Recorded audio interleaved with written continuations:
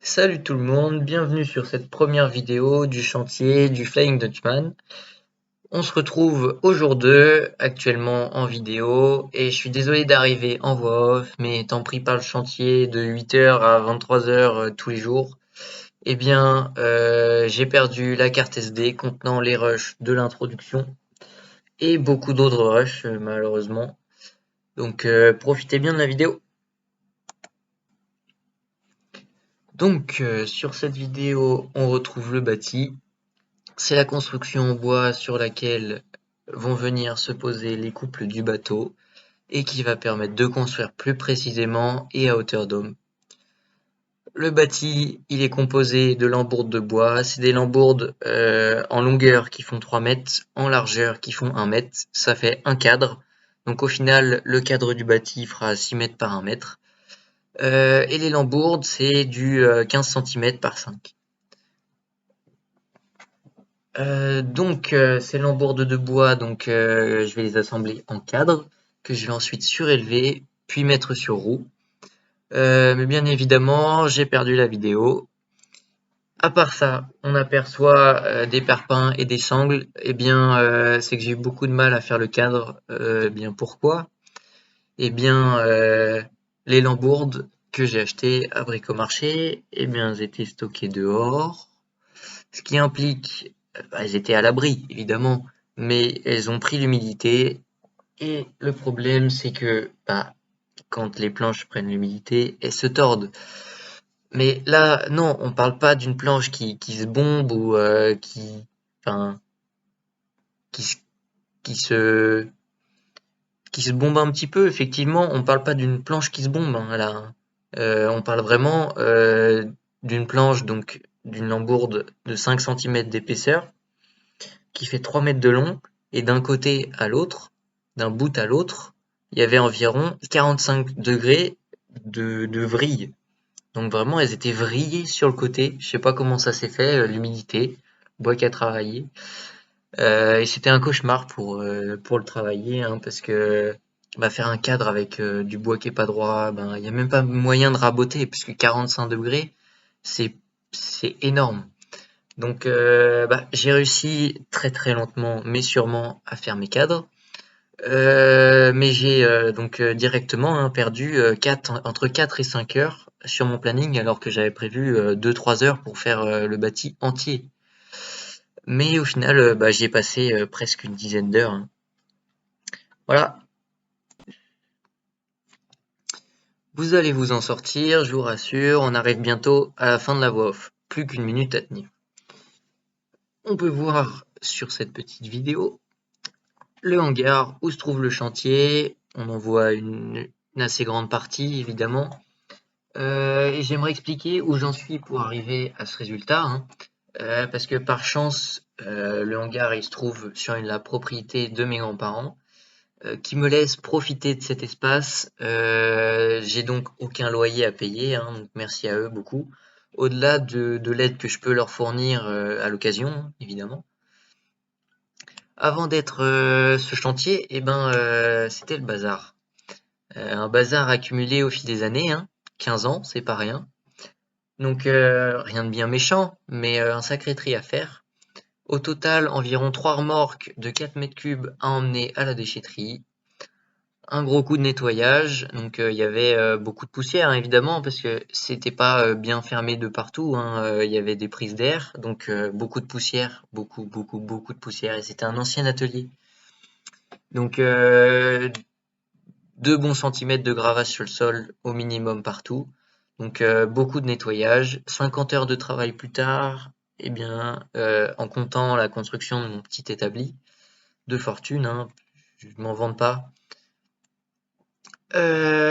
J'ai eu à disposition, donc 50 heures plus tard, un bel endroit pour travailler, où on peut apercevoir au fond une très très belle barque qui sera bientôt l'occasion de se retrouver pour une série de vidéos. Aujourd'hui, j'ai terminé d'assembler les deux parties, les deux grosses parties du bâti, et puis je l'ai mis sur roulette. Et là, depuis tout à l'heure, je suis en train d'essayer de tracer tracer à taille réelle les découpes, donc, pour pouvoir faire toutes mes découpes, et j'essaye d'optimiser pour gagner le plus de place possible, parce que à 70 € la plaque, autant en gagner une sur le chantier. Donc là j'essaye de faire les couples un par un, les couples du bateau. Et puis là ça avance plutôt pas mal, parce que en 1 heure j'ai fait un demi-couple. Donc j'avais prévu une douzaine d'heures pour tracer tout le bateau. Ça devrait se faire un petit peu plus vite que ça, donc je suis content. Puis voilà, c'est tout pour cette matinée et ce début d'après-midi. Voilà.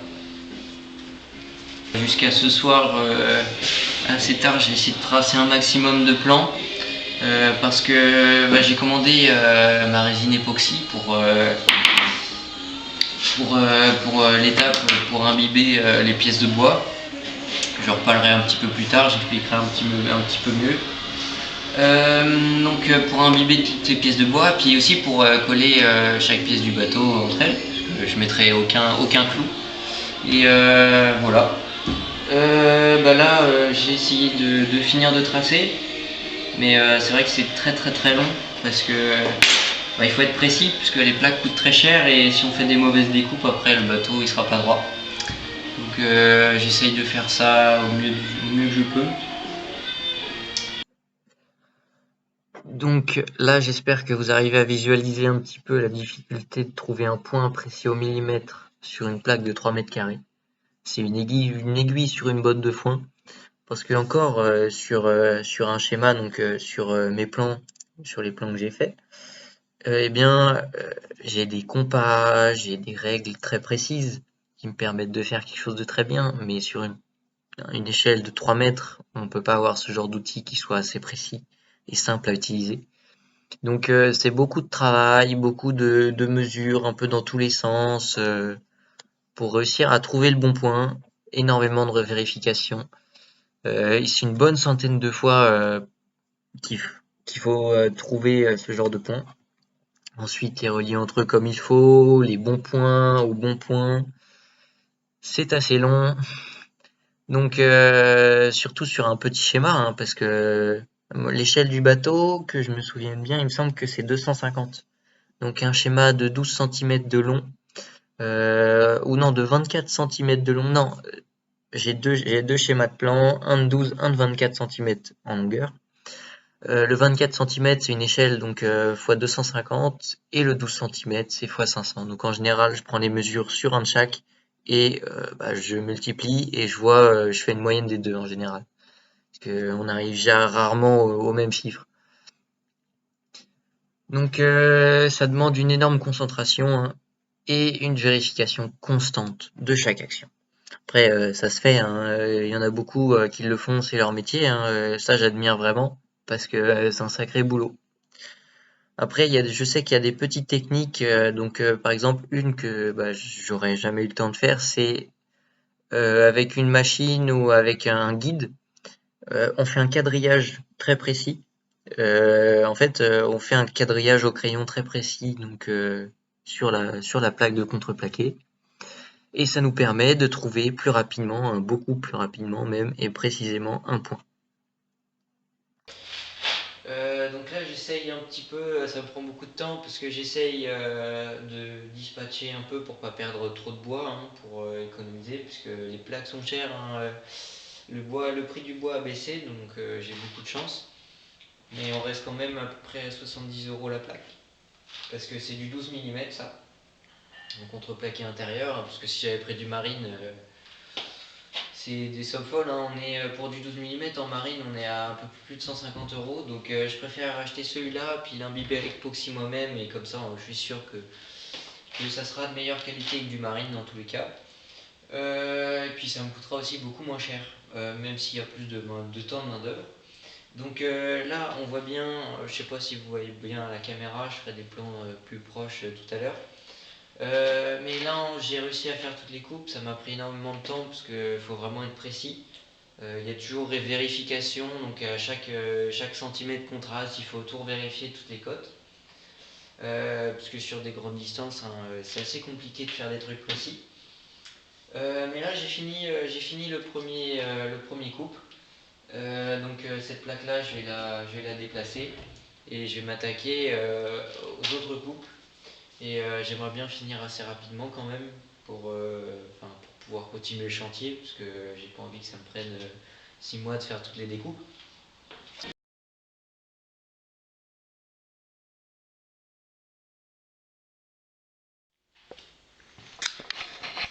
Alors là on retrouve les plans du bateau.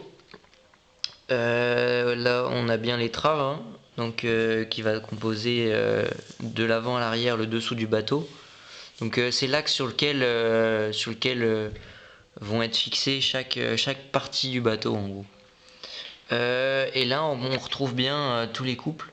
Les couples que je vais fixer en hauteur à l'envers sur là on voit pas ce qu'est la planche mais je vais tous les fixer à l'envers à la bonne hauteur sur le bâti et ensuite je vais venir fixer sur eux les traves.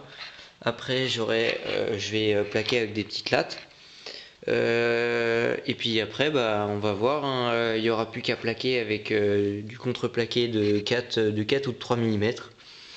Une ou deux couches, on va voir, et puis après, ce sera résine, des couches de fibre de verre et de résine. Et puis après, le dessous du bateau sera terminé. Enfin, pour l'instant, évidemment. Je le retournerai, et puis après, ce sera le plaquage des petites lattes et le plaquage du pont, du bateau. Là, on voit bien, et là, j'ai passé ma journée à faire tous les petits tracés. Tous les petits tracés qui sont là.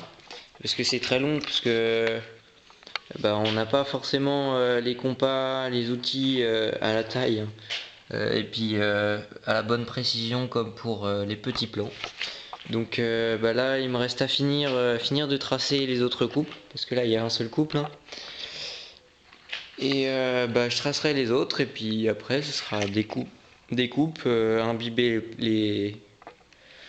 imbibées à l'époxy puis après ce sera bon normalement pour l'assemblage. Sur ces magnifiques plans tout maculés de mon sang, je vous dis à bientôt. On se retrouvera pour les coupes et pour imbiber d'époxy dans la prochaine vidéo. Merci d'avoir regardé cette vidéo. Surtout, n'hésitez pas à liker, partager la vidéo si elle vous a plu et à vous abonner. Je sais que on le dit beaucoup, mais ça permettra de faire continuer ce projet, de lancer la chaîne potentiellement. Et pourquoi pas de pouvoir commencer des projets encore plus énormes. À bientôt.